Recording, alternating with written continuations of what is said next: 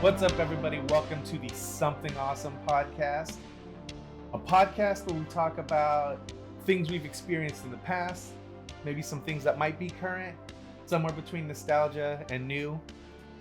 And yeah, that's what we're here to do. Talk about something awesome. Could be a movie current or an old movie, but that's what we like to take care of here. So be sure to subscribe to us down below, follow us, all the social medias, everything down in the description, as well as a link to pretty much everything. Yeah. Twitter, Instagram, Spotify, Apple, Google, it's all down there in the link tree. So we've got interesting topics today. And we're going to record a few things and batch it up like we like to do. That makes the most sense when we do it that way. Well, again, nothing is going to be super it's like nothing is current, like we said. Yeah, exactly. It's not going to be too current. Although I think I might have something current we can talk about. That could be a short episode. Sounds good. Because I saw Cocaine Bear. Oh, did you? Okay. I haven't seen that yet. I don't know if I'm going to see that. I hear it's really entertaining, though. It's fun. It's a fun movie. So over the weekend, we were like, oh, what should the next things we talk about be? And we had a couple of things that we were like flirting with. And then I had an idea. It's not necessarily an original idea. Everybody, you brought it to me. Yeah, everybody has done this before. It's funny because the idea came from, it was a kind of funny thing. It was one of their Patreon exclusive podcasts way back in the day where they would sit down with somebody on the Kind of Funny team and they would talk about their history with video games, like their first video gaming memories, their first console they bought with their own money, how their gaming taste has changed from the time they were first getting into gaming till now. And I just, for whatever reason, that was popping up in my head, and I was like, we've never really done that. Even on the other podcast, on some shit, we don't think we ever did. We were gonna do something like that at one point, but we were I think we were just so about like we were caught in the trap of trying to stay current. Yeah. And I think that kind of muddied the waters when it came to doing topics like this. If we had a Patreon back then, maybe we would have done a Patreon. Right. Well, we were nowhere near them. So towards the end, right before pandemic, you and I had started doing things like that, where we were going to call them side missions, and they were going to be like self-contained. Basically, what this show is. What this is. They were self-contained episodes that you can go to and listen to anytime, and they would never be quote unquote out of date. So how do we not use that as a podcast? Side missions? Take it and use it for here. Because I didn't want to use anything that we were using before. I wanted to kind of that makes sense. Separate refresh. That makes sense. So yeah, that's what we're gonna do today. We're gonna talk about our history of video gaming, but this episode is gonna be centered around Rick's history with video gaming. Me? So like I said, just basic stuff, man. Like first memories and all that. Yeah, and I like it because it's kind of like we're interviewing each other too. So like, not only do we get to know more about each other, you guys get to know more about us, right? And get to know more, I guess, about the inner workings of our brain. Yeah, which is either a good thing or a bad thing. That's basically what the idea of the show was for Kind of Funny, is because they were doing these once a month. I like it a lot when they first started, so you could get to know everybody on the staff, kind of thing. Because their staff was like 6 people when they started. So yeah. So yeah, you don't need to worry about any kind of Patreon or paywall for us, because right. And so the funny thing about it was, I said that and I messaged you and you were like, yeah, that's a great idea. Let's do that. And then literally the next weekend over the next few days, Colin Moriarty on his new thing on Last Stand Media posted an episode of Sacred Symbols Plus, which is their PlayStation centric podcast. But Plus is just a video gaming centric podcast. And that's a Patreon exclusive thing also. But his best friend from college, Ramon, was in town and had just recently got back into gaming, and so basically did an entire episode about Ramon's history with video games. I was like, motherfuck, that's, god damn it. Now, not only am I ripping off something that they did that Colin was a part of like almost a decade ago at one point, but now it's fresh because he just posted a new episode that was very similar to that with his buddy. That is funny. Yeah. That's also a good idea. I kind of like the whole interview thing too, because like I love talking to people. Yeah, I love listening to their stories and stuff. Yeah, which is kind of something that I wanted to bring up to you too. Like, what if we like just bring in like Cheesy, and Wolf, Cheesy, anybody, like anyone who wants to join. And when we just talk to them about it, because like Cheesy still streams, Wolf streams every once in a while, but like it doesn't even have, they don't even have to be on Yeah, media, no. like just bring in people that Yeah. yeah, I don't know. I just thought that was a great idea Yeah. too, especially when the way you describe it and explain it. Because, like, I mean, idea we could do the same thing for movies too. Right. Like the first movie you remember going to, you know, first. Dude, I have some hilarious stories about going to drive-in theaters when I was a kid. That would be a totally fun I one. still have not gone to a drive-in theater yet, man. Really? Yeah. Oh god, that's hilarious. There's two major things that I don't know. I guess it's a sidetrack. There are two major things that I've been wanting to do since, like, as a kid. Mm-hmm. Two major things. One, go on a date to a drive-in theater because I was obsessed with Boy Meets World. All right, Rick, I will go out with you. Fuck, it's about time. I was obsessed with Boy Meets World, as down. everyone knows, and like television shows, like, oh, they always go to the drive-in theater. Also, Ferris wheels. Even though I'm fucking afraid of heights, the Ferris wheel in Irvine, I've always wanted to go on it ever since I lived there. But, like, I'm not going to go on it unless I have someone to go on it with. Right. So I never got to do any of those things. Those are two. Okay. Yeah, we did drive-ins a lot because they was inexpensive. Yeah, I mean, when I was a technically kid. they're cheap, right? You only pay one for a car, and then everyone can hop in. And then, see, again, I won't even get into it. We'll do an episode We'll about do an movies. episode about that. That'll be fun. That'll maybe be in the next batch of recordings we do. Yeah, and if any of you guys have more ideas for questions for each other like that, put them in the comments, DM us, whatever it is. It's all down there. Hell yeah. All right, so let's get started, Rick. And, like, I guess let's start chronologically, man. What's, like, your first thing I ever played? First memory of video games. First memory of video games. That would just probably be arcades. Okay. I mean, growing up in the late 80s or the 90s, like, arcades were the thing. Like, I don't really remember going to an arcade until, like, I don't know, that's probably like 10 or 11, maybe.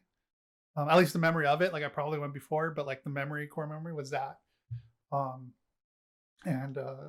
It was probably golf and stuff too, where the Karate Kid was filmed. Yeah. Same.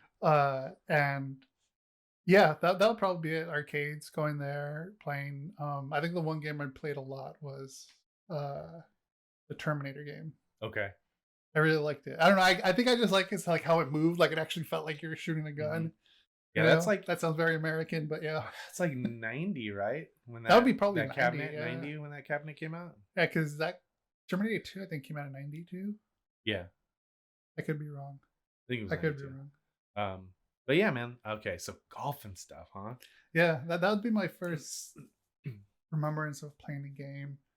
Did you know golf and stuff because you went to golf and stuff, or had you already been there when you saw Karate Kid and saw that they used it, or I didn't know. I had no idea. Or did you go there and like, holy shit, this is from Karate Kid? Like, no, nothing like that? No, I had no idea. Like, I watched Karate Kid. I wasn't obsessed with the movie. Oh, dude, I was. But I definitely seen it. I remember it probably was like maybe the third or second time, or the third or fourth time I watched it. I'm like, wait a minute, that's like, that can't be the same one. Yeah. And then I saw the plaque there the next time I went. I was like, oh, Karate Kid was filmed here. That's when I realized it was filmed there. Yeah. Very cool. Yeah. But there's that memory. Like, there's only two really core memories, is that one, and then also playing the Atari at, like, friends of a friend house, or was it a cousin? I don't remember who it was. Right. A relative maybe, but they had, like, the old Atari that had, like, some kind of, like, Disneyland game on it. Really? Okay. I think it was Atari. All right. I don't know which one. It was 2600 or whatever. I'm not super familiar with Atari consoles. Yeah, me neither. I was trying to... That was before my time. I was trying to look it up for reference for something I'm going to talk about to see, like, what console might it have been, but... Yeah, because Atari was, like, 70s, right? 70, I think it came out in the 70s. 78, I think, was the 2600? Yeah. Or 2800, whatever it was. That's what was already, like, ancient by then. Yeah. And then they had... What's funny is they had consoles to come out after that just didn't work. Yeah. And so, like, that Atari, that wood panel Atari from 1977 or 78 ended up lasting all the way to, like, 1992, which is insane. Or 1990, I think. Something like that. Yeah, I was actually watching a documentary when I was on a lunch break one time. I don't remember what the documentary was called, but they were talking about, like, the run of the Atari and how everyone was afraid that it was going to make arcades go out of business or some shit like that. Oh god, and just yeah, right. I don't think so. I don't think that's gonna make arcades go out of business. What's funny is like we both grew up geographically like in the same area. So I have a feeling Right. that a lot of our arcade stories, if we have them, are going to be very similar. Could Uh, be. but yeah, so golf and stuff, playing games in arcades. Um, yeah, man, good times, right? Like simpler I times. still miss those days where you can just go into an arcade. Like recently, one of the Last of Us episodes, um, they did the last episode of the TV show. They did the Left Behind DLC episode, Oh, really? and they went to that arcade, Oh, and it was actually nice. Mortal Kombat that they were playing. Oh, So cool. watching them play Mortal Kombat, I was like, fuck, and going Yeah, inside to the arcade, like you see Galaga and you see like all these like retro games, like fuck, like I miss that. yeah. I miss just walking into an arcade and just playing. Like we have Dave and Buster's, It's not the but it's same. not the same at No, all. they're just it's casino. It's a casino now. Dave and Yeah. Buster's is a casino. I think the closest thing you probably could get to like the old 80s arcade is going to like a barcade. Because barcades usually like to carry those retro games. Yeah. Just recently went to Camelot and Oh, yeah. and they still have but they're all newer modern machines, so it's not the same as like, No. standing up next to somebody at a 4-player X-Men game that you don't know and playing with them. Like Yeah. it's just yeah, it's insane, dude. Like that that's gone. Like that era of social interactivity is completely gone. And I mean, yeah, it's gone, but I would say it's evolved. yeah. I mean, if you think about it, like it's It's evolved, not the same. but it's not the same. And I don't want to be the get off my lawn old guy because I'm not gonna be that way. But That's why I think evolved is the better word for it. yeah, definitely. And again, I mean, I've met people playing video games on like original Xbox, and early 360 and PS3 that I've never met in person. So it's that aspect, that social interaction aspect of like walking up to a cabinet, standing next to somebody you don't know, but you obviously have something in common because you're playing this both game, wanna play this game. get into conversation. Like that still happens, and it still happens a lot, but it's not the same. Like it's just the different kind of vibe, I guess. It's just because the games are different. Yeah.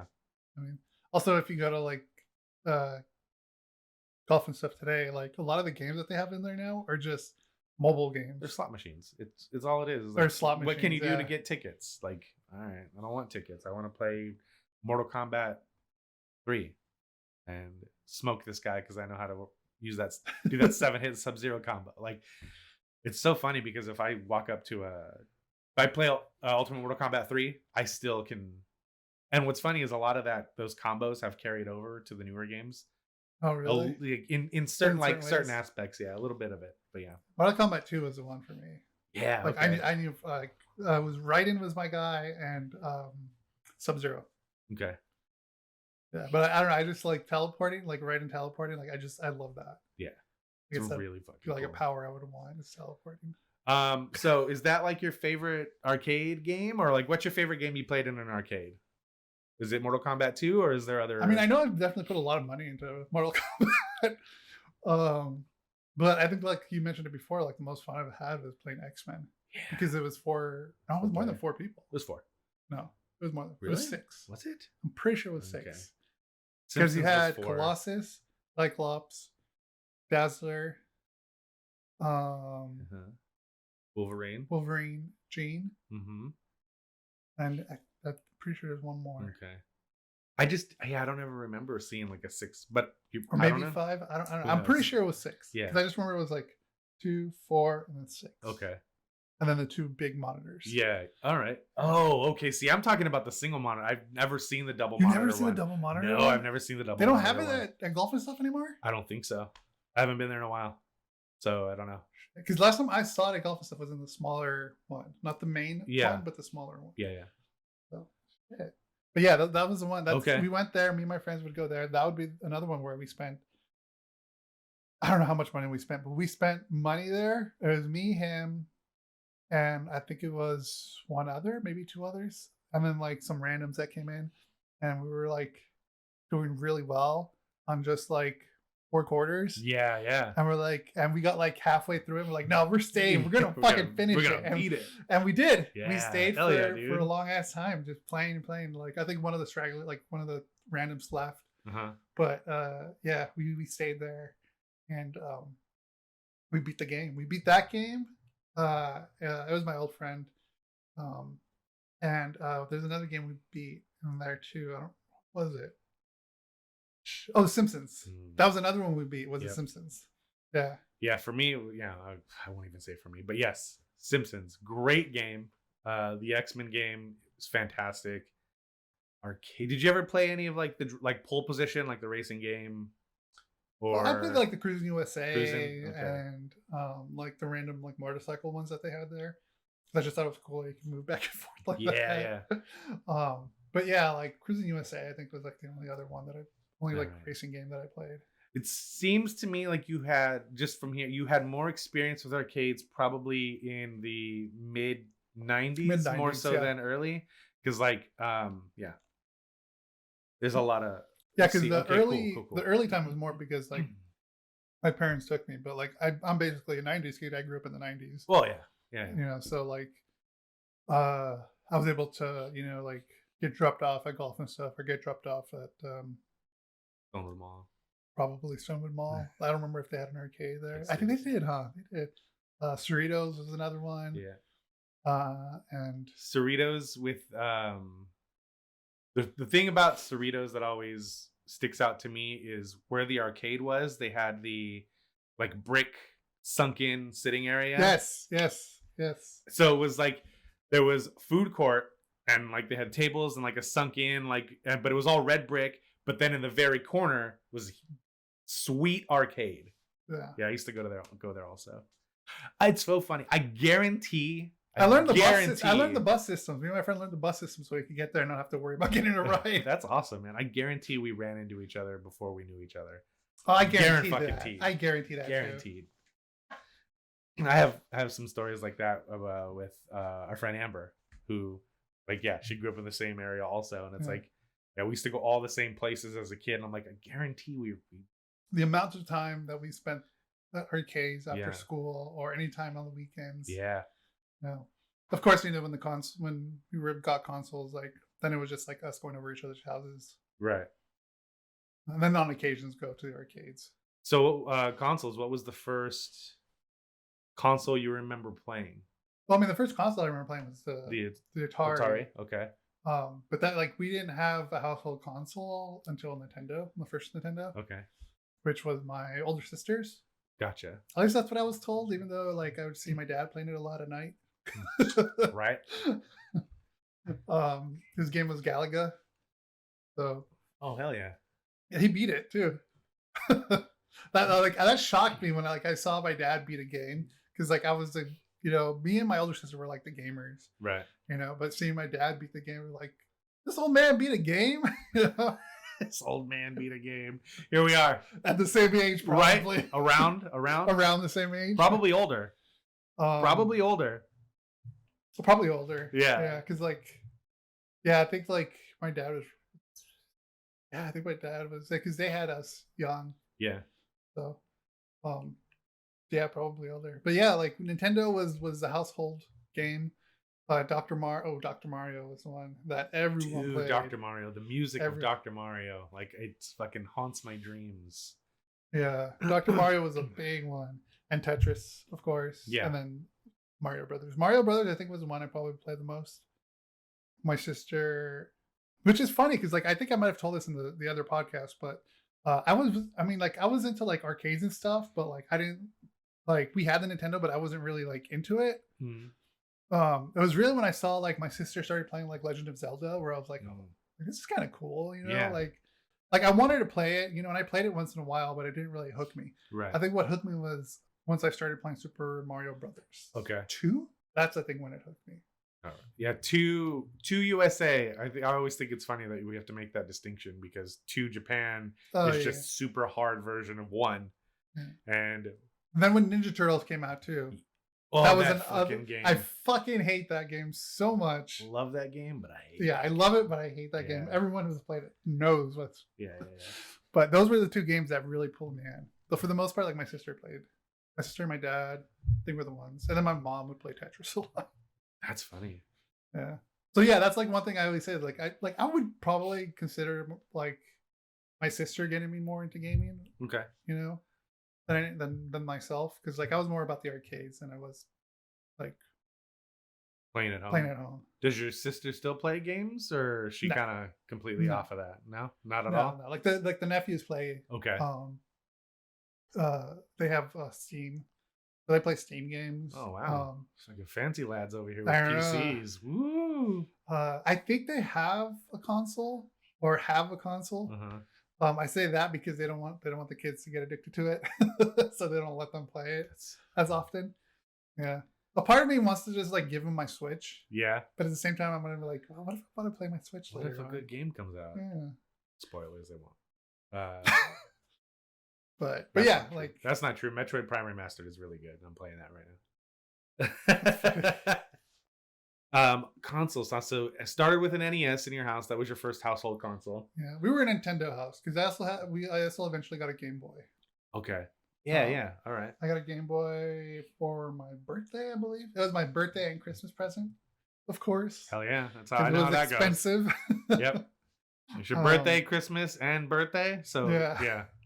Been there. So I got that, and it came, I think, with Tetris. Mm-hmm. Which I didn't like because I knew my mom was going to take it and play it. My mom was obsessed with Tetris. It's such a fun game. It's so easy and they're making basic. A movie about how the game came about. Oh, really? Yeah. Very cool. I remember on, I think it was just during the merger of G4 and Tech TV, they had a show called Icons, and they talked about, it's like an hour-long episode talking about Tetris. Yeah. Really, really Forgot good. about that show. Yeah. That was a good one, yeah. Oh, G4. But of course, it wasn't until Pokemon came out. Oh. I was really obsessed with my Game Boy.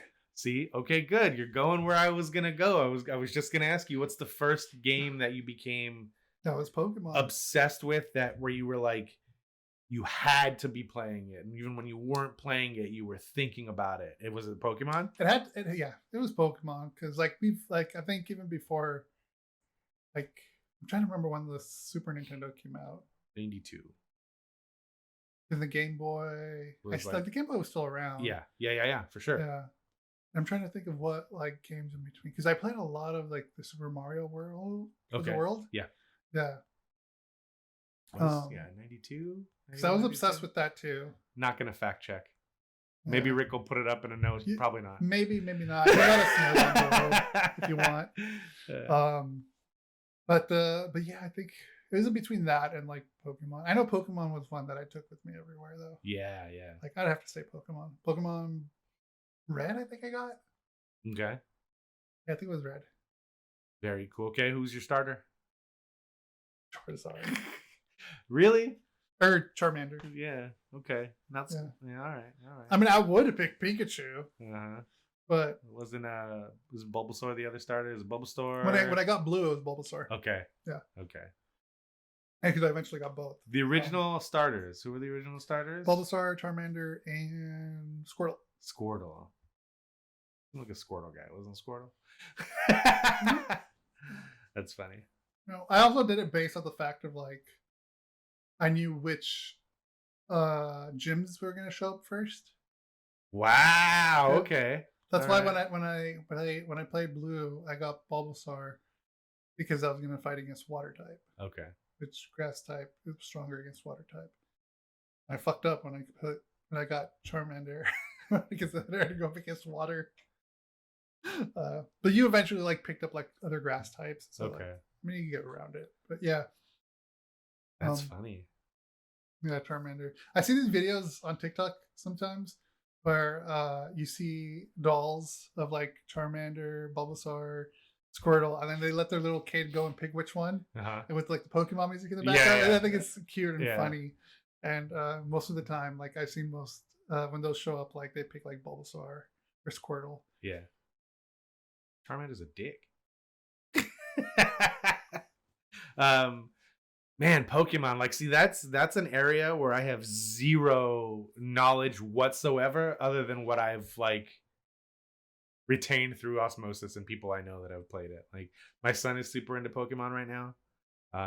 He's playing like, because there's a big controversy with Scarlet and Violet and about how badly it runs, and it's super like bad frame rate. The visuals are bad. Yeah, I heard it didn't and this look and good that. at all. And so I asked him, I'm like, he's 12.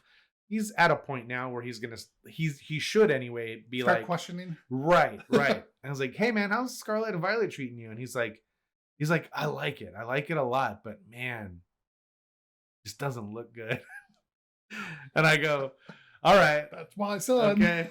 And he goes, but I love it. And I was like, all right, well, sometimes you got to put up with imperfections to deal with something that you like, man. And he's like, yeah, I just wish it looked better. So he's even 12-year-olds are even at a point where they understand like that Pokemon Company is really shit in the bed right now, and have been, because even like Legends Arceus didn't run great, Sword and Shield didn't run great, and they just keep running worse and worse and worse. I never had an issue with Sword and Shield. Yeah, that one was probably the most stable. I think that was probably the most stable one compared to what I've been hearing about the others. Yeah. I mean, it did have some like minor glitches here and there, like I did run into, but it wasn't enough to me, like, to say it was terrible, because it wasn't terrible. At least I didn't think it was terrible. I thought it was a great game. Yeah, my son likes Sword and Shield a lot too. I'll probably play that over the other ones that came out because of what I've heard. Okay, so Pokemon Red was the first game you were really obsessive about. Do you have like do you have a ballpark of like how many hours you put into that? Oh god, I couldn't. Hundreds of hours, perhaps. Okay, very cool. Which is funny because I was talking to a friend about how many hours I put into Destiny. Yeah, dude, you're like the only person I know that I know a lot of people play it, and that's fine. But you're like the only person I know that still plays that game consistently. And like, one of the DLCs was Fall just came out. Well, but one of them I don't remember what it is, but it's part of PlayStation Plus this month. So Beyond Light. Maybe? Beyond Light, probably. So I put that in my cart just because, like, oh, okay, why not? Yeah. But I have not played that since. And you were the one that got me into it. Yeah. So, but like, see, you gotta play. It's such a great. It's a, and like I know a lot of people talk about it. We're on a tangent here. Yeah, that's fine.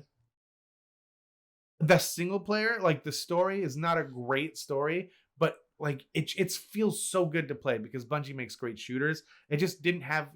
I felt like I got my money's worth playing through the story in co-op when you and I played it. Like I just didn't really care to keep going. Like the only game I really grind on like 2 that. I think was the best story. Yeah, 2 was good. 2 was really good. That's how I played 2 was I played the story with you. Yeah. But yeah, let's get back on track. Yeah, I can talk about that forever. Same with Pokemon. Yeah. So hundreds, huh? You think hundreds of hours? Probably more. Okay. But yeah, I was obsessed with it. I was like, I got the cord to trade with people. The link cable. Yeah, dude. I had the link cable. I traded with people. Like it was basically how obsessed I was with that. Did any other games, any of the Pokemon games that came out after that hit as hard as Red, or how long did you stay like I gotta get the next one before you kind of or do you think you fizzled out? Once the Advance came out. Oh, the GBA? Okay. Yeah. Once the Advance came out, like I played Yellow. And then I think the Advance came out sometime after Yellow did. And I just they had the Game Boy Color too. Okay. But once the Advance came out, that's when I stopped and I was more towards console. Okay. So like Super Nintendo and then 64.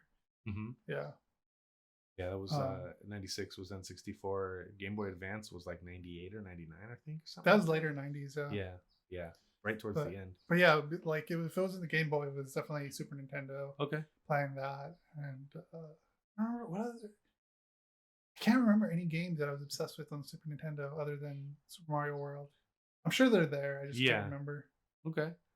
All right, moving forward a little bit. Knowing you, I know you're a PlayStation guy. So that's kind of the next progression here. When did you get 64 was another one too. Oh, okay. I mean, because the 64 come out before PlayStation? 96. I think they came out around the same time. That's right. They did come out at the same time. Oh, I just remember something about that. Okay. So yeah, those two were basically kind of out close together. Mm-hmm. And I had the 64. No, before I had the 64, because it was PlayStation then 64. Yeah. I believe. I think. Yeah. I'm pretty sure because I was in the decision-making process of which one should I get. Do I want a CD or do I want a cartridge, which I know is more reliable than probably a CD getting scratched? Right. Reliable. And the N64 I was obsessed with. So I didn't get the PlayStation until much later on. The N60. So yeah, I decided to go with the N64 when it was finally time to upgrade. And then when I say I finally did it, I mean like I asked my dad like, "Hey, this is what I want for my birthday, Christmas," you know, and I got the N64, and I played like the game I was obsessed with. That was Star Fox. On 64? Yeah, and Turok. Okay. And Turok was Ooh, another one. Turok's a good one. Yeah, I was obsessed with those two. Oh shit, F-Zero was on the other one I was obsessed with on Super. PlayStation was 94. Oh really? Yeah, and N64 was 96. I had to look it up. Because yes, I do remember that being a bone of contention. Are you sure? Yeah. Oh, well, maybe 95 here, but I think it was 94 probably Japan. 95 here, I think. Yeah. Yeah, I did eventually get the PlayStation. September 9th, 1995, North America. Yeah. Yeah. So 95. So it was a year before N64. Yeah, because I rented the PlayStation when you could rent games. Yeah, dude. Consoles. Oh, man. Like, I rented the 64 before I was able to get it. Yeah, to see which one I would, was going to like them like the most. But, like, also, we were a Nintendo household, so we got the Nintendo. Right. Back then, you could actually rent consoles. I mean, I don't know if you can now, but yeah, like you could go to your like local mom and pop shop and like rent consoles because they would have like at least like 3 or 4 of them. Fuck, man, the Blockbuster, Hollywood Video. Then they would give you like this fucking big fucking briefcase. Yes. Oh, dude, it felt so like we did that once or twice. It's like a giant Pelican. Yeah, and it was like, wow. Open it up. It's like fucking whoa. You felt cool. Yeah. Because it was like it was a weekend thing. Yeah, it was totally a weekend. Yeah. That's how me and my friend played. He eventually got one, so we played with his. But like, I had to rent it because I didn't have it. Right. Until I finally made my decision. So, yeah, I want to get the 64. I'm trying to remember like the one that I bought myself first because I know that's something you wanted to ask too. Yeah. I don't remember which one it was. I don't know if it was. I think it was a PlayStation. Okay. Ooh. So you ended up with the N64 first. Yeah. So when did you get into PlayStation? Because I know you have specific fond memories of like Metal Gear and all that. Playing them like not when they came out, but around the time they came out. So, being that PlayStation was 95, you got a N64 probably in 96 when the year it came out, I would think, right? Yeah. Okay. So when did you transition over to PlayStation from the N64? I would probably say 97. Yeah. When Metal Gear came out. Because I had the Pizza Hut disc. Right. Which I think I gave to you sometime in the past. Yes. Because I found it and I think I gave it to you. Yeah. I still have it. It's safe. Don't worry. Yeah, I got that PlayStation Pizza Hut thing because my buddy from school, the weekend, we got Pizza Hut. We got our Mountain Dew. We got our food. We turned on the old CRT television, plugged in our PlayStation or no, his PlayStation. Yeah. And popped in that disc, and then we were going to like, wow, like, can you believe it has all these games? Mm-hmm. And we played Metal Gear. Yeah. And it only lets you go as far as to the just before you fight the one in the tank. Mm-hmm. Raven, I think it was Raven. I think so. That's where it stopped. We were so pissed. Like, no, we want more. How long did it take you guys to actually get inside the facility? It took us a while. Yeah, because I know that was like... That took us like 2 hours. And I didn't even play Metal Gear until like way later. So... Yeah, and there were so many other games on there too. I think Crash Bandicoot was on there. Yeah, and like a Tomb Raider. Tomb Raider 3, I think, was on there. Which is fucking awful. Those games are terrible. It was bad. I remember there being such a hype around Tomb Raider, and I played them at a buddy's house, and I was like, "These are terrible." Yeah, but dude, right? No, I don't give a shit about that. I want gameplay. Yeah. Fucking polygonal pointy boobs. No. Yeah. Yeah, because like I bought The Tomb Raider games because I wanted to play them. Right. Okay. I played 1 and 2, and as far as I remember enjoying them. Dude, so yeah, there's a lot I of remember that. it drove me nuts on some of the parts and some of the puzzles, but for the most part, I remember having fun with it. You gotta make It yourself wasn't until enjoy the what you got. third one Mhm. that pissed me off to the point where like, fuck this game. I'm not even gonna try being. Like, I only got like maybe 2 hours into it, Mhm. maybe. And there was like one part, and I still remember where you're left to like jump from like balcony, I think, to balcony, and there was like a canal, and like, fuck that game. I couldn't get past that part. I would fucking pay for video of early Rick Rage. Man, I would pay to see It was that. bad. I threw controllers, of course. Wow. That's funny. Was it the highlight of my life? All right, well, let's talk about that for a second. Speaking about how Tomb Raider 3 really pissed you off, like, what's a game, like, or what's a moment you remember, like, vividly having a rage over a video game early on? Because I've seen that would be the Ninja Turtle game. Okay. Fucking the water part with the fucking eels and shit. Yeah. Nobody could get past that. Nobody. You can't convince me. There's probably a YouTube video somewhere, but fuck that game. Yeah. That was the part that I raged a lot. I gave up on that game. Oh, I gave up too. Yeah. I rented it. We had it for like, I think it was like a 4-day rental, 3-day rental. Yeah. I like, all right, I'll just come back to it, leave it on pause because it was no saved. Right. Come back to it. Then use up all my lives, and I was like, fuck, I guess start over. Yeah. Dude, no saves back in the day. No. Oof.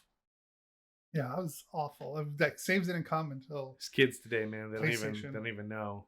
I think N64 had saves, right?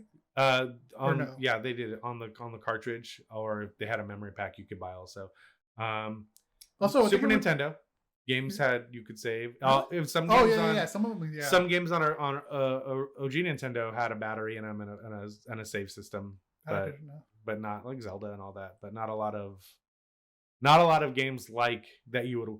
Zelda, you understand, like Zelda, you can understand. There's a save file, and like Final Fantasy, early Final Fantasy, you can understand that there's a save file, but like the game you'd want it on, like there was no fucking save. Yeah, Mario Brothers, you had to start all over. Yeah, and we do have to mention GoldenEye.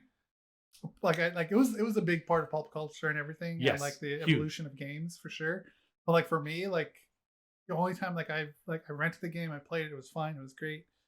The 4-player mode, like I remember going to like an old neighbor's house who had like their television in the garage and like the 64.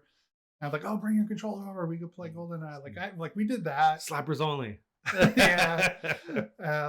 But like it wasn't really like a major hit for me. Yeah, but it was. I think Star Fox. Yeah, I will say I think that GoldenEye. Maybe I'm looking back at it with rose-colored glasses, but I feel like GoldenEye was one of those first moments in gaming where mainstream set up and noticed. Yeah.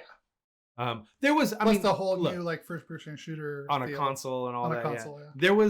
There was other things before that, but I really feel like the one that kind of, like I said, that was its first big like mainstream, everybody was watching kind of moment. Everyone could play. Yeah, and it was like you had Pierce Brosnan on the fucking box. That like too. It didn't the hurt. Actual movie. It was a GoldenEye movie. Yeah. It came out around the same time and everything. Like you had a major Hollywood actor on the box. Character model, you couldn't fucking tell it was supposed to be him because it was N64. It was a bunch of boxes and vaguely black colored hair looking box. But I really do feel like that was one of those mainstream moments for gaming. Like every time a new console would come out, news cycles would pick it up and stuff like that. But I really do feel like GoldenEye was the first time I heard people talking about video games that never talked about video games before. Yeah, that's a shame. Like that was the one that kind of like was the almost like, I hate to say this word, but mascot in a sense, or like face for the 64. Kind of like Crash Bandicoot, I feel, was for PlayStation. Yeah, early Crash was definitely a thing. Yeah, because like that game, you were playing it with, Crash coming towards you. Like, it wasn't first person, but it was like a different view. It wasn't a side scroller. But there you go, perspective. It wasn't a side scroller or anything like that. Right, which it basically was, but you were just going the other way instead of left and right. Yeah, man. Is Crash a game that you have a lot of experience with or a lot of fondness for because of PlayStation, or I is mean, I that played a something you lot were of kind it, of? but I definitely played a lot of that game. Are I played the first one. you Crash guy? Okay, here's the question: whether we can still be friends or not. Are you a Crash or Spyro?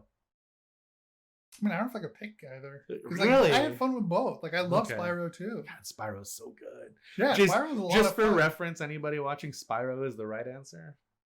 But yes, Crash is very good as well, but Spyro is the right answer. I mean, I played a lot of Spyro too. Yeah. But I can tell you this: I picked up the second Spyro before I ever picked up the second Crash. Okay. Because when the second Crash came out, I played it, but I don't know. I didn't finish. I never passed it. Yeah. A buddy of mine in Ian's But Discord has been playing the new Spyro Reignited trilogy. Tony Douglas _90 something. I'll put a thing in there. Awesome dude. But yeah, he was streaming some Spyro the other day, and I was like, man, I haven't played this in forever. Sly Cooper was one that really pulled Sly me Cooper's too. a good one too. Yeah. Sly Cooper, but Metal Gear, going back to that, that would be the one that imprinted like, this is what I'm playing. This is my game. I feel like PlayStation's the way. I feel like that's the thing with a lot of people is like Metal Gear was the one that, like, similar to me as a wrestling fan, I'd always like, oh, this is the wrestling match I show people that don't like wrestling to show them how good wrestling can be. And I feel like Metal Gear was that game for people. Like, this is the game I show people who say they don't like video games because it's like a movie and maybe they'll latch onto it. Right? Yes, exactly. And Okay. that's, I think, why is probably a big part for me, because like I love movies, as everyone knows. And playing a game that's like a movie, being able to control your main character and like make decisions and move the character wherever you want to find ammo and all this other stuff, rations. Yeah. Like the whole comms, dialogue and like cutscenes for like cutting edge for PlayStation. I was obsessed with it because like at that point, like that was 97, like yes, I was already obsessed with like Jurassic Park, how great the visual effects were, on that, or special effects, however you want to call it, because they did use a lot of practical. And then Titanic too, which I know, is a romantic movie, whatever it is, but like Cameron was fantastic, like great with practical and special effects on that one. Yeah. Me, liking all the behind the scenes stuff, and then playing Metal Gear, like, I kind of put it as a movie, interactive movie. Yeah. So like that was why I was obsessed with Metal Gear. If you hand that controller to somebody and have them play Metal Gear, it's still mind blowing to people. Like if they read your memory card, and when you have to switch controller ports to beat Psycho Mantis, like that's still like, even to this day, something that simple where it was like, okay, all I was doing was reading other Konami games. Yes. So like if you played other Konami games, like, oh, Castlevania, Symphony of the Night, oh fuck, he's actually reading my memory card, and then having to switch controller ports and the video input thing to make it feel like your shit's going out. There was Hideo 1, Hideo 2. Yeah, and it's like stuff like that still hits pretty good.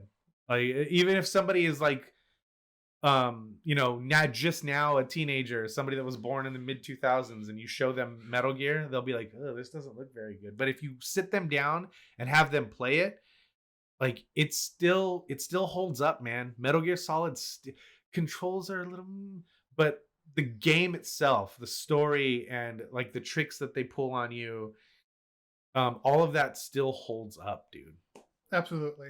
Yeah, playing when we got to that part, because I would play Metal Gear with my friend, and we would sleep over each other's house. Well, sleep over, but I said we were up all night playing games. Yeah.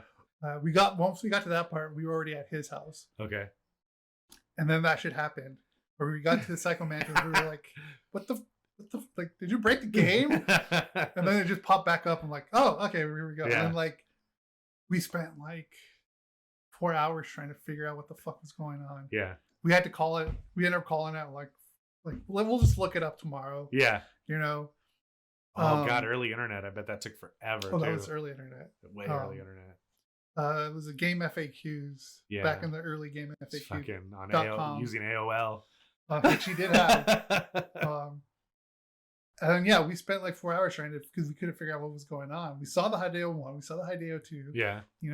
They couldn't figure it out. And then like, oh shit, like Like it says here, we're supposed to switch switch ports. I'm like, that's stupid. Like, like we did it, and sure enough, How about we got past how about the radio frequency being on the back of the game? So like if you rented the game to play it. Oh yeah, after we beat the game, we eventually saw that. Yeah, you'd have to look it up or guess or fucking dude. Yeah, that game ahead of its time, dude. There were so many Easter eggs in that game. There's like so many cool little nuances. You can like it says something in the game where it says like you have like so many amount of hours to beat it, which is it's like I think it was like a day or something like that, like maybe 40 hours or 20 hours or whatever. And if you don't, like everything gets blown up. And I've never so I haven't checked this yet, but like I haven't checked it since I heard about it back in the fucking late 90s. Yeah. But like apparently if you do let the game just sit there, it will just blow up. Really? Yeah. Like someone check this because I never checked this. I just thought about this right now. Oh god, is it in Metal Gear Solid 2 or 3? I think it's 3. The boss battle with the sniper that if you just three. Is it 3? Yeah. If you just turn your console off and go away for a couple of days and don't play for a couple of days, you'll come back and it'll be dead. Yeah. Or you can fuck with the sniper guy. Clock. Yeah, I forgot his name. I think it's like Old Time or something like that. I forgot his name. That's another. See, they still do that. Okay, and now even in MGS4, they still got me in the fight with Vamp when I was like, "Well, how do I fucking quit?" And then you're like, "Dude," and I was like, "Oh yeah, the non-lethal. Okay, all right, got a tranquilizer. All right, got it. I feel stupid." But yeah, they still fucking had cool shit all the way through 4, where it was like it would still mess with you. Yeah. Ahead of its time. Yeah, Kojima was just way ahead of his time. Not to mention, like even the stories, like you play those today, and you can see the like America today to America then. Yeah. Like how much it like translate to even now, with like their spies, software and like what Metal Gear is, nano machines, and the nano machines, and the game was ahead of its time. Yeah. Definitely, dude. All right, so PlayStation, Metal Gear. I can think of Metal Gear forever. Yeah, dude. That's on the list. It is on our list of games to cover. So now, were you done with Nintendo and done with like you didn't get a Sega Saturn or a Sega Dreamcast, or you were never a Sega guy? So no, I was never Sega. So once you got a PS1. Is that like where you stayed on the PlayStation? So even till now, always been PlayStation. So PS2, huh? What was the game there? Was it the Metal Gear games? Was it 2 and 3? 2 and 3. There were other games. The Silent Hill games. Mm-hmm. Were definitely another one. Silent Hill. I think it was Silent Hill 3 that came out, or 2. 2 and 3 on 2 and 3. PS2, yeah. Because like me, I'm like, once I find something I like, I'm gonna stick with it. Like Metal Gear, Silent Hill were my go-tos. I'm sure there's another game that I'm probably forgetting. Mm-hmm. Like I never played the Resident Evil games. Okay. Until I played, I think 4 and 5 on the PlayStation 3, or was it 5 and 6? 5 and 6. I think it was 5 and 6. Because 4 wasn't a GameCube game, and then a PS2 game. Yeah. So it was Metal Gear and Silent Hill and stuff like that. How hyped was that? The first DVD player you had, also the PS2? Oh yeah, it was. Yeah.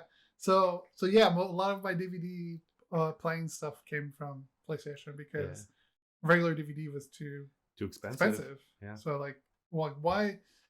And this was actually, I think, how I convinced my dad too. Like, why buy a DVD player? Well, we just might as well buy a PlayStation 2. I mean, it has a DVD player on it. Like we leave our console in the living room. I mean, you can throw in your DVD anytime. Yeah. And that pretty much worked. That's selling point. So I got some sales tactics in me. if I like the product, I know the product. Why would you buy a $500 DVD player when we can get a $300 DVD player that plays video games? Exactly. Yeah. Were you the same way where you would like you just said like where you would find the games, the 5 or 6 games that you liked, and was kind of it? Pretty much. Yeah. Like I dabbled in other games. Oh, actually, I just remember what the other game was. I would find games that like were basically like Metal Gear that had stories that Right. you can play along with. More of a story player.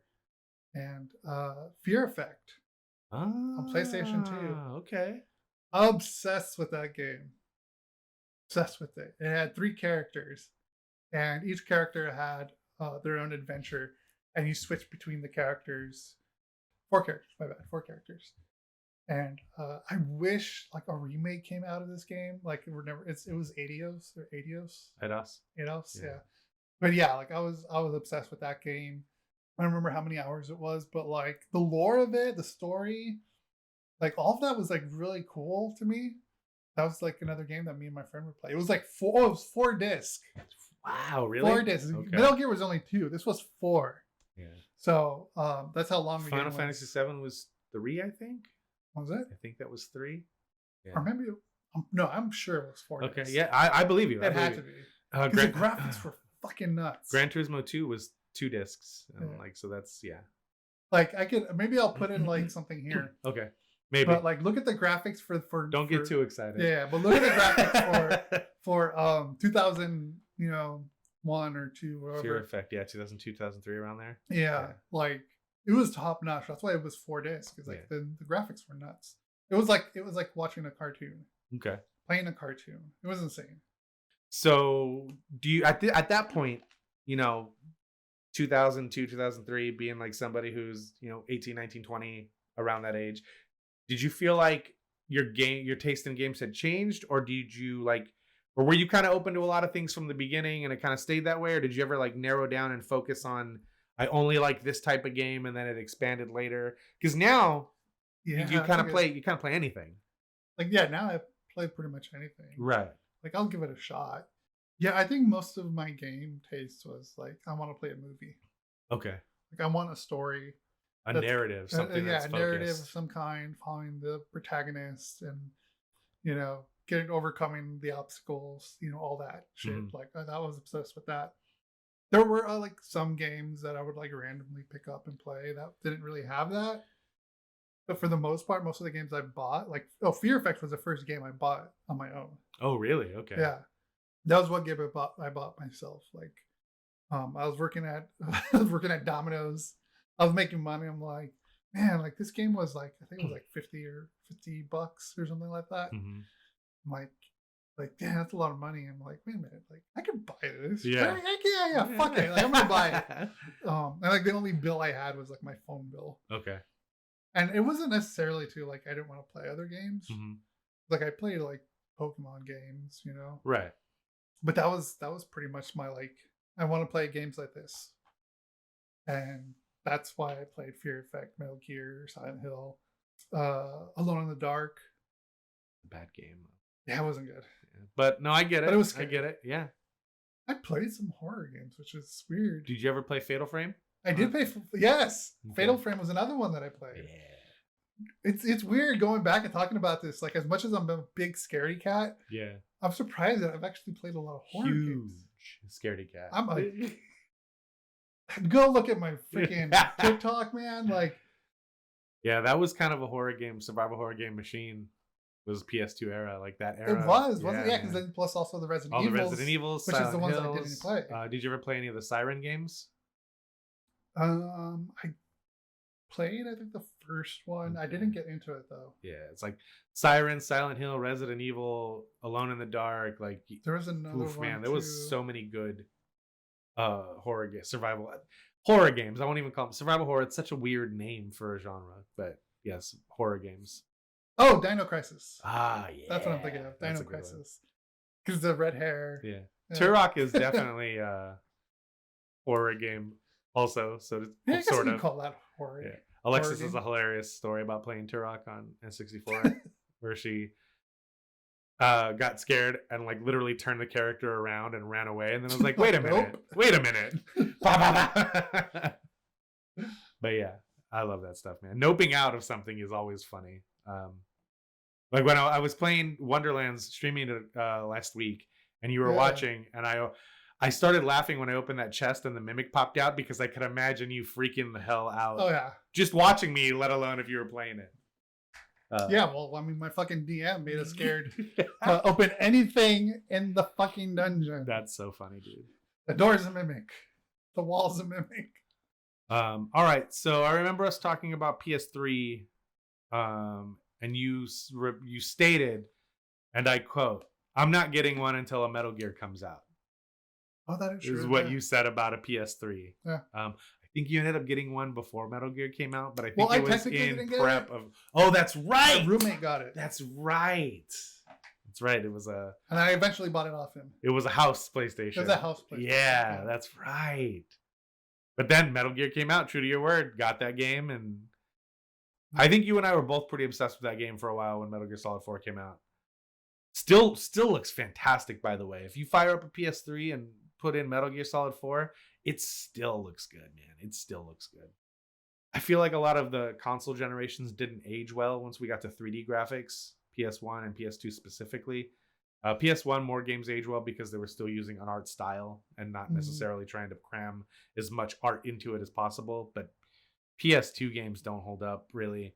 And there are a lot of PS3 games that I don't think hold up, but I think Metal Gear Solid 4 is one of those games that still looks as good as it feels. That's like a timeless game. Yeah. That game is always going to be great. 4 is just amazing. Yeah. A lot of cutscenes. Movies. A lot of movies in that video game. Which is why I love it a lot. What other games other than Metal Gear and its movies, what other games on PS3 really stand out to you? Or what are the games that you were, other than Metal Gear, that you were like, oh, I can't wait for this game to come out? Specifically. Uncharted. There it goes.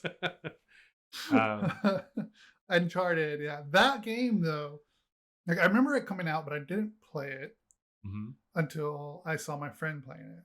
Uncharted? Yeah. Yeah. And then I was like, oh, you got this game? Like, yeah, like I thought I might as well give it a shot, you know.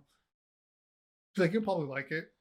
Like, yeah, like the trailer looked good, you know, looked interesting. And then I started watching him play because I know games at the time were costing a lot of money too, which is kind of why I didn't buy that many games. But watching him play it, you know, watching how fucking hilarious his cracking jokes are. Yeah. Like, fuck, I'm gonna buy this game. Yeah, that's when games shot up to $60. Yeah, it was $60 a game. But yeah, I eventually did buy it, and I was like obsessed with Uncharted. Like, this guy's hilarious. I love it. I want more. Yeah. And that's when Naughty Dog officially roped me in. Yeah. Anything they do, huh? Yeah. Anything they do. Because I did play like was it Jax and Dax games? Jak and Daxter. Yeah. I wasn't like obsessed with it though. It was more like a casual play because it wasn't really in my wheelhouse. Crash Bandicoot, man. Crash Bandicoot though, that like I played that one. That one I played. Like I said, I couldn't be excited because like I saw it and I thought it was cool. Right. But like it was mostly a financial reason why I didn't go out and get it. That was a rough era for gaming, man. Because that was the games were expensive. The PS3 was expensive. That was also right. The last time there was a like economic dip, a depression, whatever you want to call it. Was that in like 2007? It's 2007, 8, 9, 10. 8, 9, yeah. I remember when the PS3 came out. And that's why it was such a big deal that they were like, yeah, it's $500. Get a second job.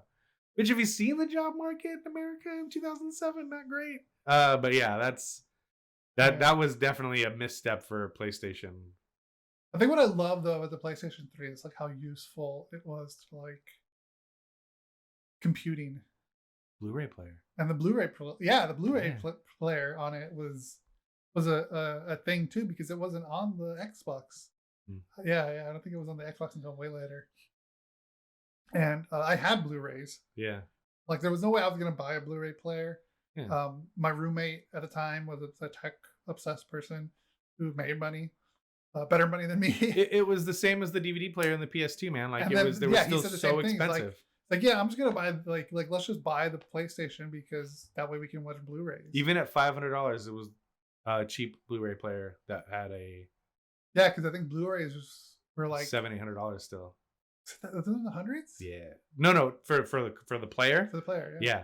$700. Because that was right at the beginning of Blu-ray players. They were expensive. Oh yeah. Okay, yeah, that makes sense. Yeah. But yeah, you know, because we were gamers, we're like, fuck it, let's just get that. You know, I'm like, Yeah, I'm not buying it until Metal Gear. I think it was one of the first ones that could read dual layer Blu-rays also, the PS3, because Dual? dual layer.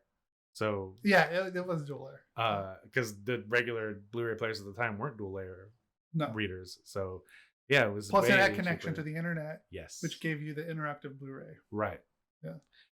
That Which was a was time, awful. man. Terrible. It was awful. Yeah. I think that's kind of where the fun parts of DVDs died, was on Blu-ray. With people weren't doing commentaries anymore, like people weren't doing a lot of behind the scenes stuff anymore. There was some towards the end of DVDs. yeah, and so Blu-ray, I think Blu-ray Blu-ray kind of ended up taking that up. Yeah.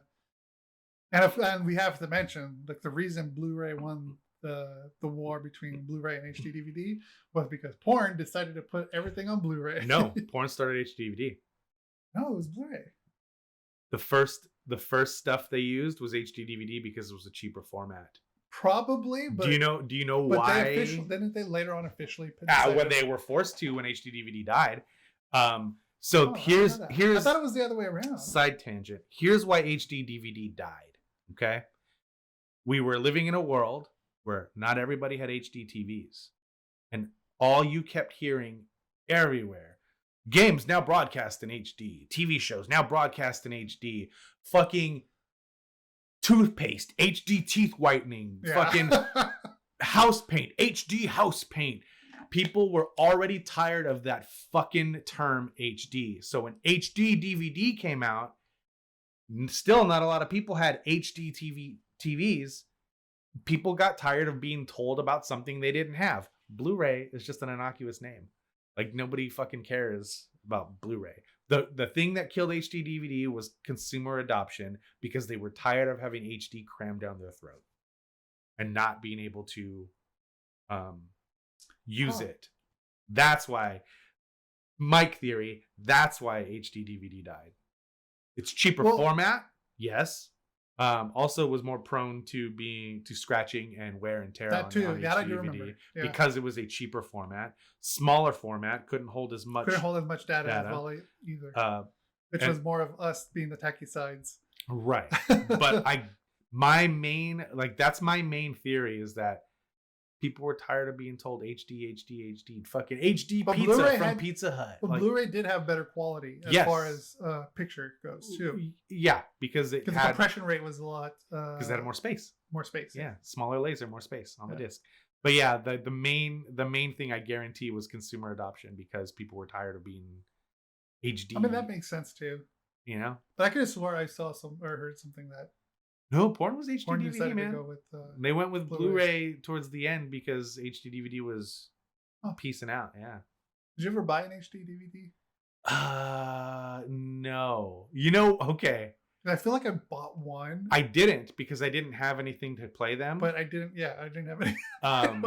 You want to know what format I got destroyed by, though? DivX.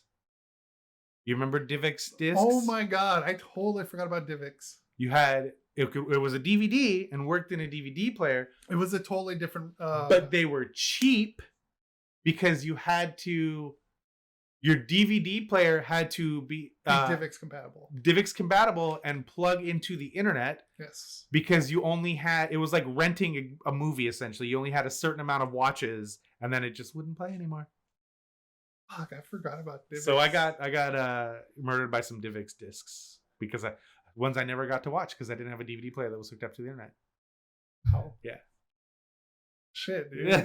It was like 4 or 5, because they were like, it was small. You mentioned that, and as soon as you said that, I see it on the shelf at Fry's. Yeah. Because they had Blu-ray, they had DivX, they had HD, and they have DVDs. Yeah, it was between DVD and Blu-ray. And I didn't, at the time, I was not as tech savvy as I am now, obviously, and didn't know that it was a finite format.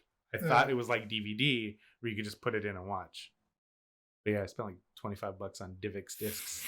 Because there's only like 4 or 5 of them. Like, I remember Dirty Work was one of them. The movie, I remember that. Dirty Work. That was one of them. Norm Macdonald and Artie Lang. Yeah, that was one of them. God, I think maybe the movie Friday was one of them. There was a few, but yeah, I never even got to watch them. That's funny. I wonder if those still work. I know that company's long gone, but Yeah, right. yeah, and it's so weird because it's not like the disc was a security check and then you streamed or downloaded, because this was 1999, 2000, 2001, 2002. So it was not that, but it had to be plugged into the internet to see how many times you'd watched. Like it would keep it was such a weird format, But that's the format I got burned on, not HD DVD. I never bought any HD DVDs. Yeah, I think I still was waiting to see who was going to be on top. I swear I bought like one HD DVD. I just don't remember what it was. Yeah. Yeah. It's probably Good Will Hunting.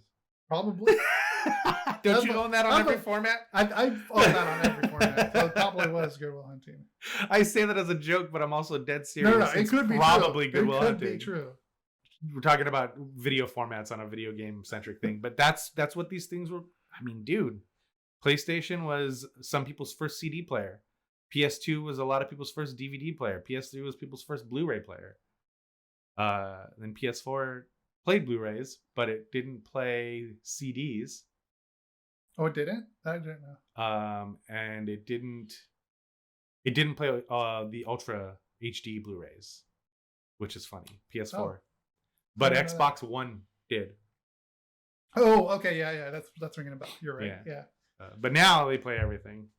Now it plays everything. Yeah. PS3, PS4, Uncharted 4. I'm sure.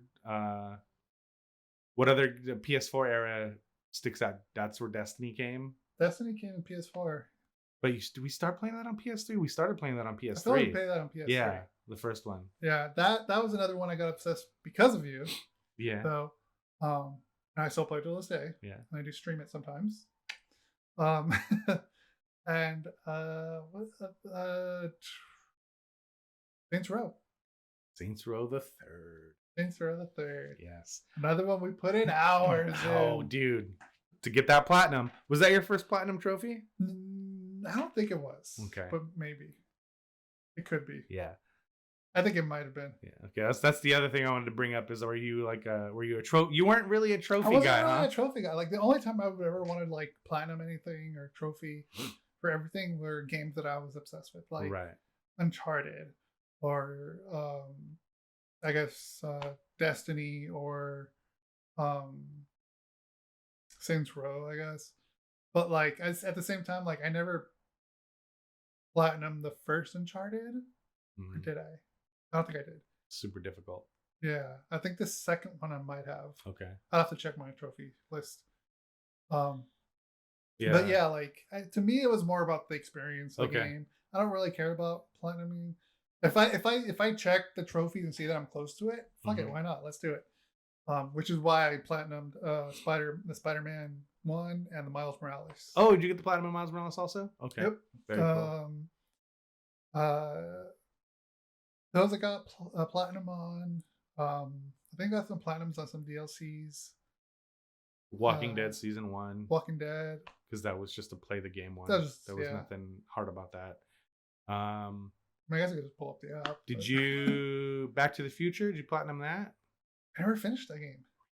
Yeah. I never finished it. I didn't platinum that on PS3, but when they came out on PS4, I platinumed it there. But yeah. So yeah, you're not really a trophy guy or achievements guy or anything like that. No. I mean, if I get it, I'll get that like dopamine rush. Yeah.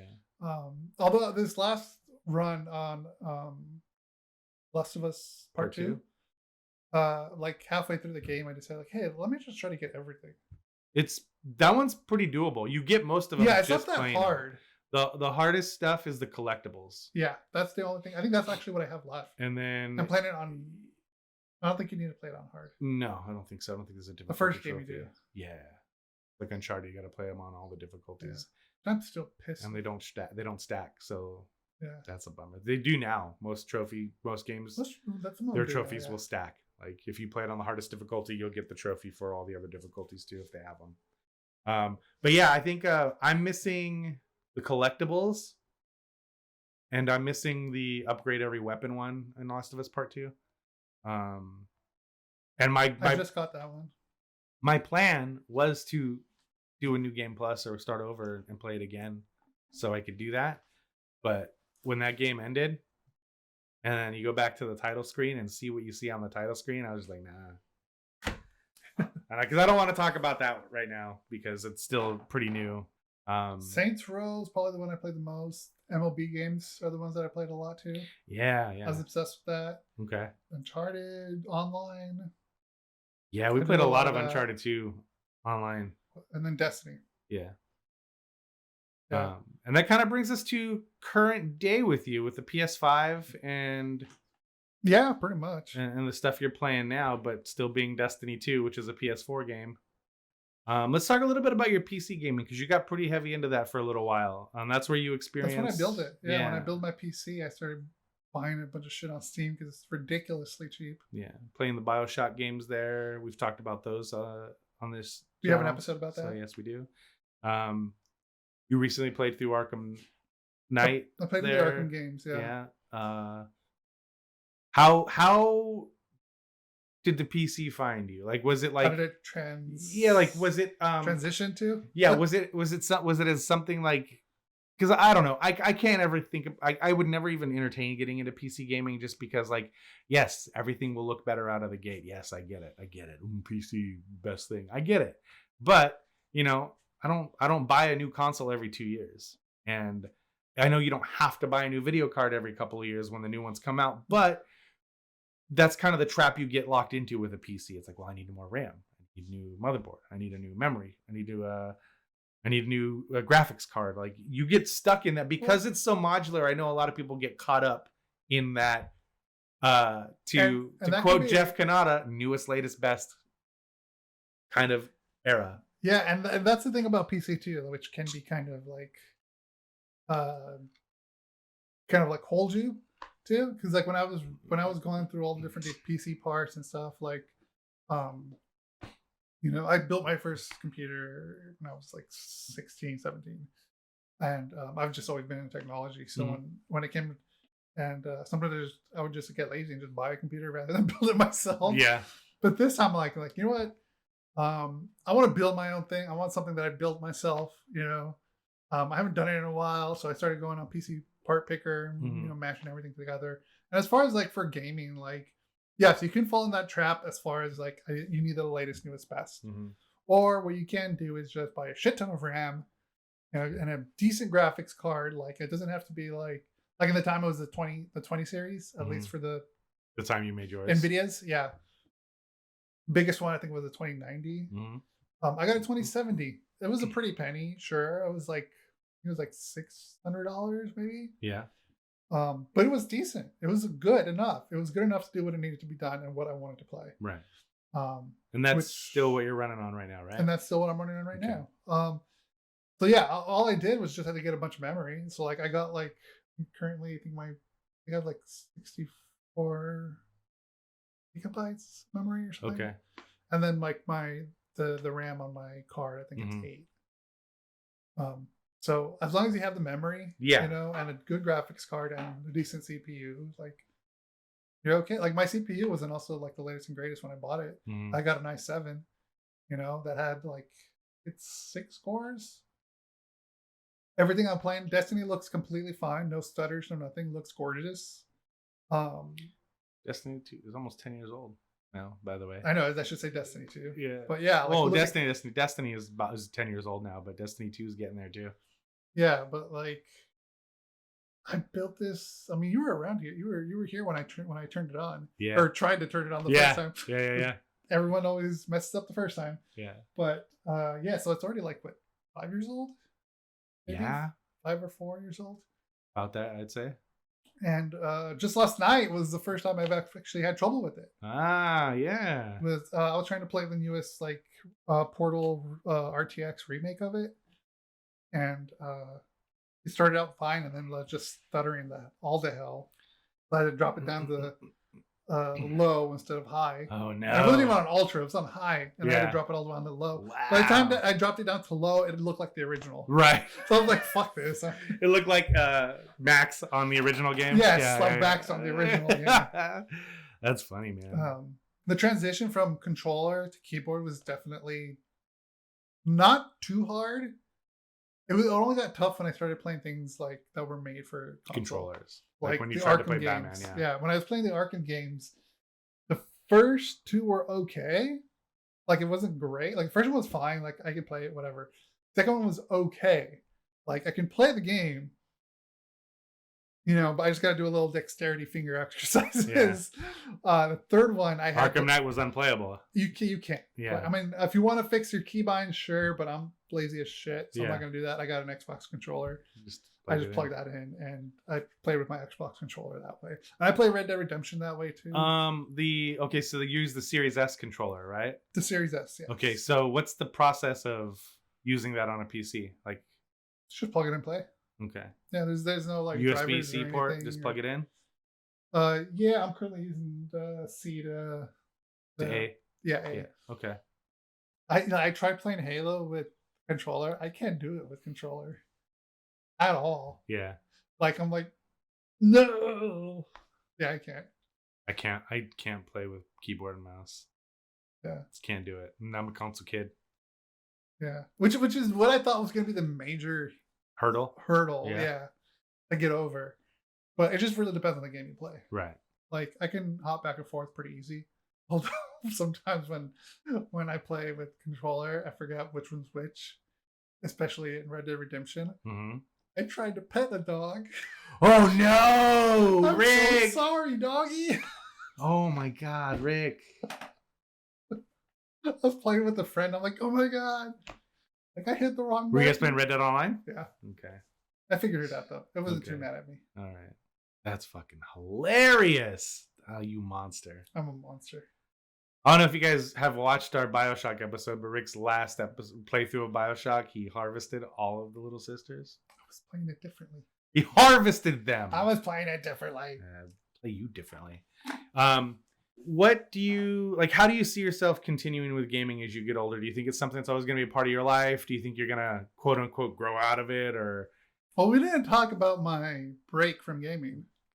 That was because we could talk about that, but that break from gaming was such bullshit. Like, Bryce and I knew you were full of shit with the break from gaming. Like, I understand what you were going I was just overwhelmed. Yeah, there was a lot of things. Because there was so much coming out during that time period where I took my break. I don't remember what year it was. Yeah. But like, I was so like overwhelmed with everything, life, and just like how many games were coming out to. Like, I couldn't keep up.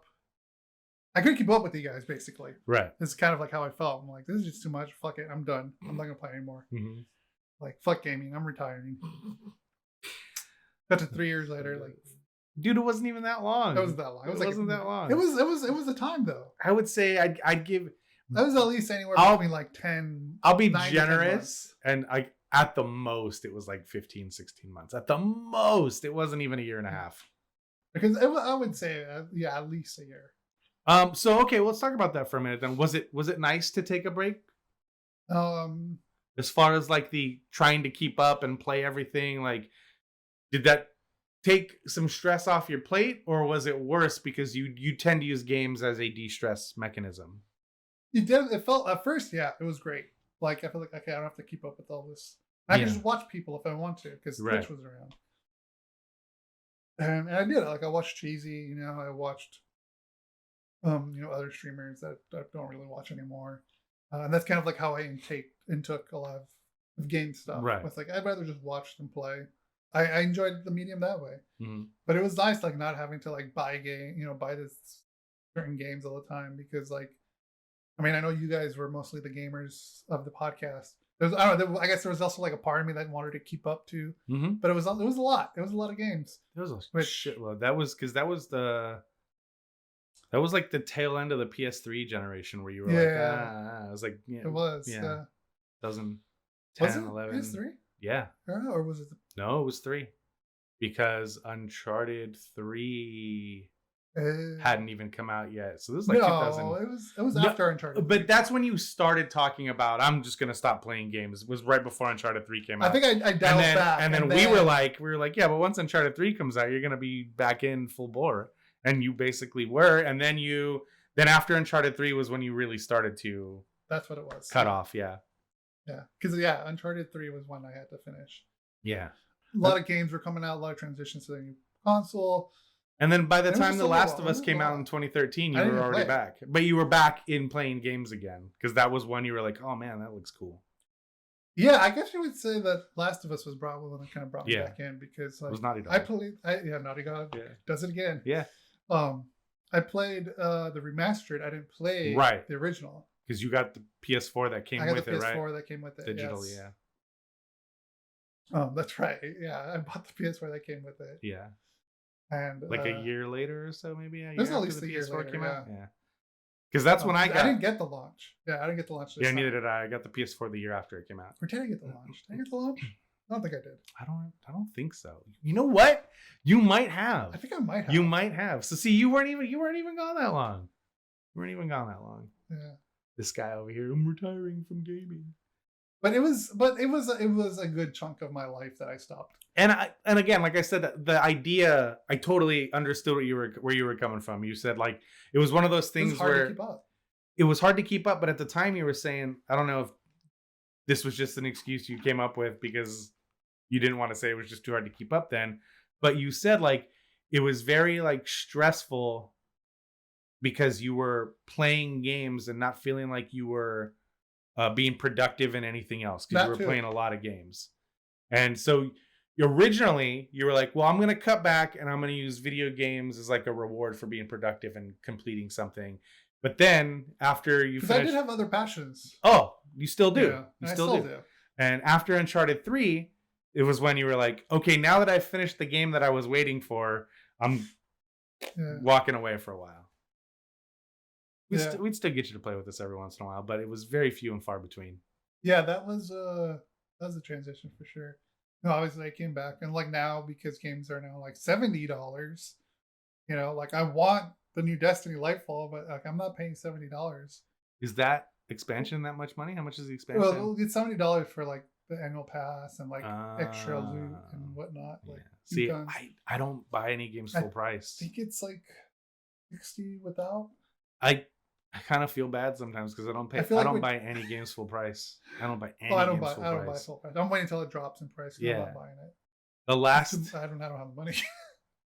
The last game I bought at launch because I had to play it when it came out was Tiny Tina's Wonderlands last year.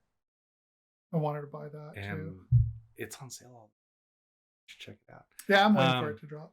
Like, so even like Gran Turismo 7, I didn't buy the day it came out. I waited a month until it dropped like $10 in price. There was like a flash sale and I was like, yes, I'll take it. And then I didn't even get Horizon Forbidden West until like the end of the summer. That too. Oh, it's so good. It's so good. So I waited till that was on a price drop too. But yeah, I don't think I've bought a new game. I've kind of gotten lucky here because I played the new Saints Row game, but I was able to get it about a month after it came out on sale. Really cheap, like half off. And the new Need for Speed I got about a month later on sale, about half off also. So 4, right? What? Saints Row 4? It's just called Saints Row. But it's the 4th one. No, it'd be the 5th one. Oh, the 5th one. Yeah, the new one would be 5. But I don't know there was a 5th one. Well, it's. I'll talk about it with you off. Yeah, it's but yeah, I don't buy things full price anymore, and then I have Game Pass, so like, dude, Game Pass, wonderful. Playing Forza Horizon 4 or whatever it was, 5, whatever the last one was, the day it came out, and not having to pay any extra because I already have bought Game Pass, like that was cool. Playing Halo that way was cool. New game Hi-Fi Rush that just came out, I'm really digging, that you should check out. It's really good. The rhythm game. It's a rhythm brawler. It's really cool. But yeah, Game Pass is. There's no way they're breaking even. There's no way they're making any money, but it's the best deal in gaming as a consumer for sure. Yeah. Like now it's just a matter of thinking what you like. Yeah, exactly. Because it's just too expensive. Yeah. So how do you see yourself continuing with gaming as you get older, man? Is this something that's gonna always be there, you think? Yeah. Yeah. I mean, as long as there's a good story to tell. Yeah. With the great gameplay. Mm-hmm. You know, great mechanics, you know, all that good stuff. Like, if there's a good story, I'm going to play it. Very cool. You know, like, hey, this is like Uncharted, or hey, this is like Metal Gear. Right. Last of Us. You know, Last of Us, whatever. Yeah. I'm going to check it out. Story games is like how I'm going to go. I mean, yeah, I'll play other games. Like, I eventually played like the Double Fine game. Right. You know, which was totally different from what I usually play. And I enjoyed it. Broken Age, right? Broken Age. I ended up actually liking it, no matter how frustrating it was. Little Misfortune, I guess, was like another one too that I really enjoyed. Well, that's cool, man. So is that your history of video games? Pretty much. That brings you to current. Yeah. I can't, tell you what I'm gonna play next, but as far as like the next, like what I really want to play, like when it comes down to it, what I really want, I don't know, maybe it's just the nostalgia of it, and what I really want to play and feel is Fear Effect. Okay. We brought this up a few episodes ago, and I don't think you had seen it. Have you seen the trailer for Ken Levine's new game, Judas? BioShock creator's new game? Yes. Okay. Yeah. Okay. It looks good. I want to play it. Yeah. Okay. So is that okay? Yeah. What are you looking forward to? Is there any other than that? Is there anything like that you're looking forward to, or are you just kind of like as it comes to you? Spider-Man 2. Spider-Man 2. I love the Spider-Man games. It's the best iteration of Spider-Man. Like, ever. Did you play the first one? I never finished it. You gotta finish it. I'm being dumb. So here's why I'm being dumb. So there's no upgrade path for PS4 to PS5 unless you buy the Miles Morales special edition. Then you can play PS5 native version of Spider-Man, which looks a little better. It looked great and it ran great, but yeah, the only way you can get Spider-Man PS5 version of Spider-Man is to buy the deluxe edition of Miles Morales, whether it be digitally or whatever. So I'm kind of just waiting for that to go on sale at a reasonable price. Because Miles Morales is only $40, but it's like $70, I think. For it's not a long play either. The Miles, it's not that long. Yeah, I think it's like 7 hours. But let's see, how far did I get into Spider-Man? But you played it with the original character model, right? Yeah, I know that's changed and all that. Just continue playing it with that model. I think that's even changed in the PS4 version. Tom Holland, like it's supposed to like not be Tom Holland. It's not Tom Holland. It's Tom Holland, but not Tom Holland. Yeah. The voice does not match the face. In my opinion, this is my opinion. I think they updated even on the PS4 version, so I would be screwed on because I have that digitally on PS4. I'd find out. Yeah, but yeah, like the character model they picked for this first game looked a mixture of Tobey Maguire and Andrew Garfield. It was like a perfect combination of the two. Kind of looks and the voice matched the body. Kind of looked like the voice actor, which is what was cool. He's like Yuri Lowenthal. Kind of looked like Yuri. Did it match him? Yuri? Kinda. I mean, yeah. He does kind of look like him. Yeah. But yeah, that's one I need to get back to for sure. Yeah. Yeah, that's Spider-Man 2. Yeah. Because I think it looks like we're going to get Venom. A tease of Venom. I think so, yeah. So. Well, all right. That's been does it. Rick's history with video games. How you like that? Good? Fun? That's fun, yeah. Yeah? Yeah. Was it weird carrying the conversation? No. Because for those of you who don't know, when we were doing our last podcast, for like the last 5 years of that podcast, Rick was trying to not be on camera or on mic anymore. He wanted to not. I'm more of a producer background person. Yeah. I like filming it. I like the setup. Yeah. I like that. Like I'm not I don't really think of myself as a host. Right. I mean, I can host. Right. Yeah. You're gonna have to do it here in a minute. Yeah, I'm gonna do it here in a minute. I mean, it's not hard. I mean, yeah. I guess depending on who you are, but like this is to me like this is a side of me of like if I let go. Yeah. Outside of this camera, like. Oh no, this is a different Rick. Yeah.